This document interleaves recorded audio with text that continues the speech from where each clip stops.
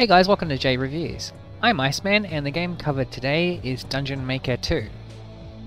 Following up from my review of the first Dungeon Maker game that I reviewed back in episode 13, I recently completed my playthrough of the second game and thought I'd give a quick review of this first sequel.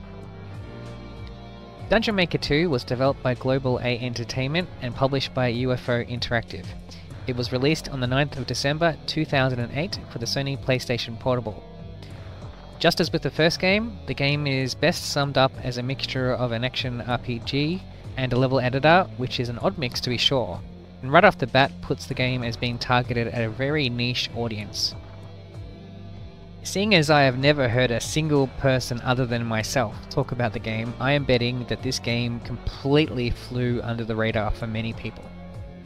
Story-wise, the overall narrative to the game is only vaguely linked to the first game, and that the events of that first game is only mentioned as having occurred in another village some time ago and very briefly by one NPC. That's it.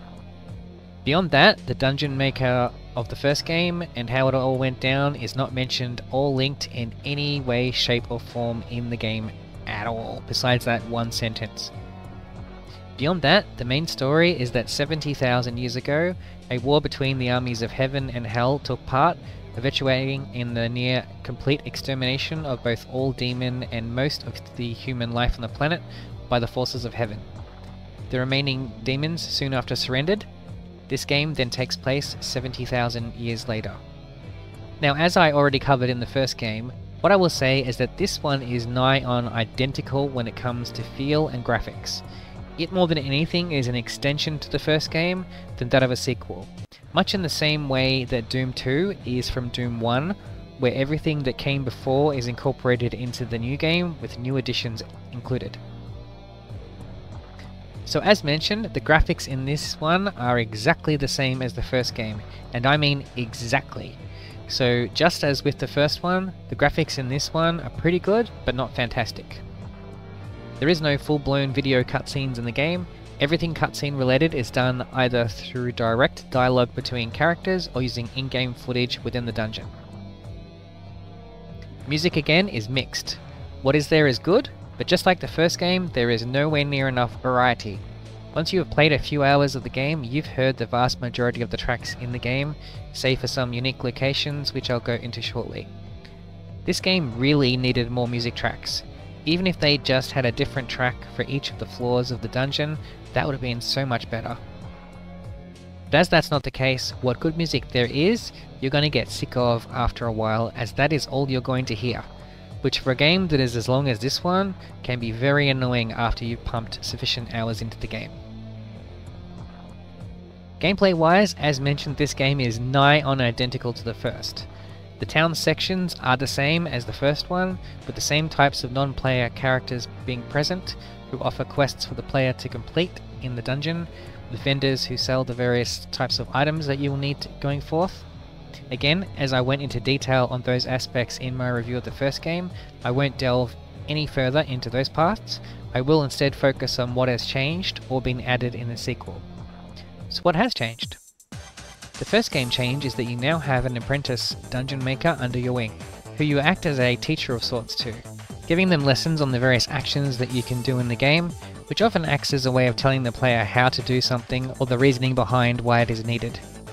For the first half of the game, this is the only interaction you will have with your apprentice, but this changes later, which I will go into shortly. The next big change is in the increased enemy roster. Now, whilst there is new enemies added to the game, the bulk of what you will be taking on in your dungeon is the same enemies from the first game, with the new ones sprinkled in here and there. The devs definitely could have done a lot better on this one. Would have been good to see a complete change in the enemy roster for more of a unique experience overall. Another change with Dungeon Maker 2 is that you gain access to what the game refers to as a Genu creature, which you get to name and acts as a co-op assistant of sorts as you progress through the dungeon.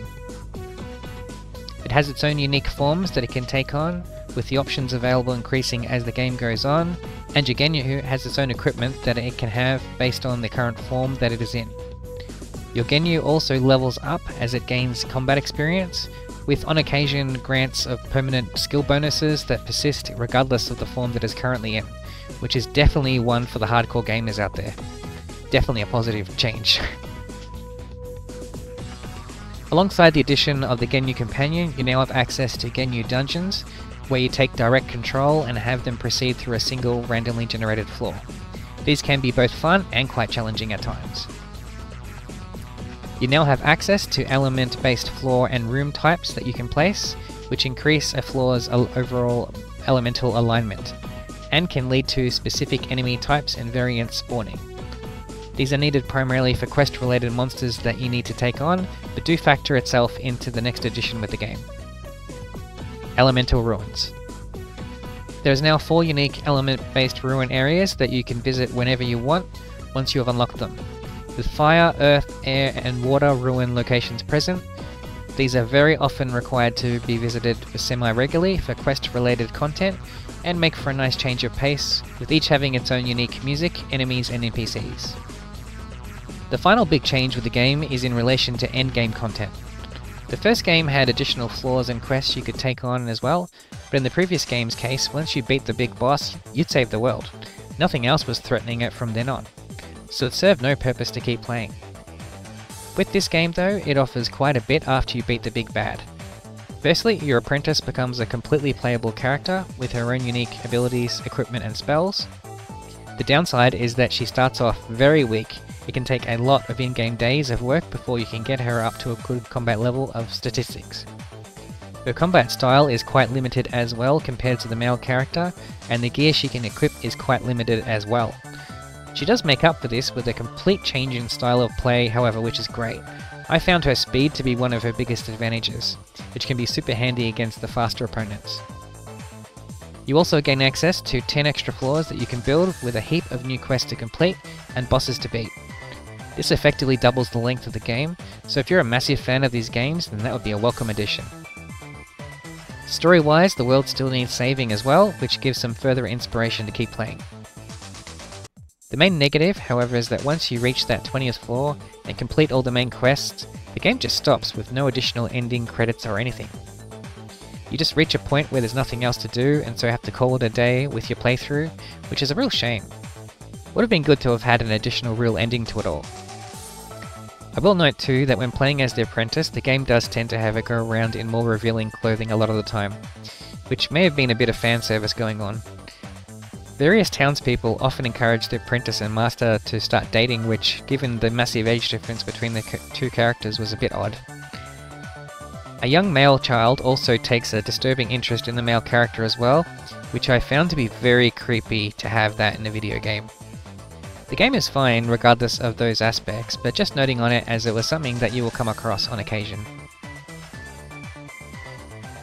Just as with the first game, there is no multiplayer, other than that you can send other players invites to your dungeon that they can then visit, but not with you being there with them.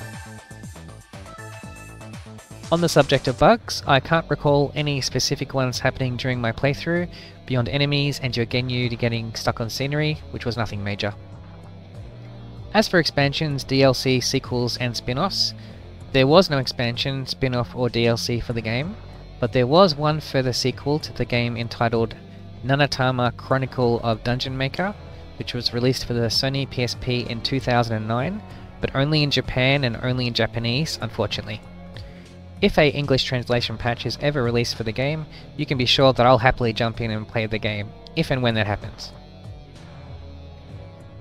So overall, Dungeon Maker 2 is an excellent sequel to the first one, but more expands on it rather than completely reinvents itself. I really enjoyed the first game, so was totally fine with that, but just know that going in. I found that with all the new additions that it made for a far better game, and having the second playable character later on was really fun and cool. And that concludes my review of Dungeon Maker 2. If you've enjoyed this video and would like to see more videos in the series, be sure to hit the subscribe button, and also just check out my channel for further videos and you'll find out what else is available. And with that, this is Iceman of JReviews signing out. Guys, have a good one.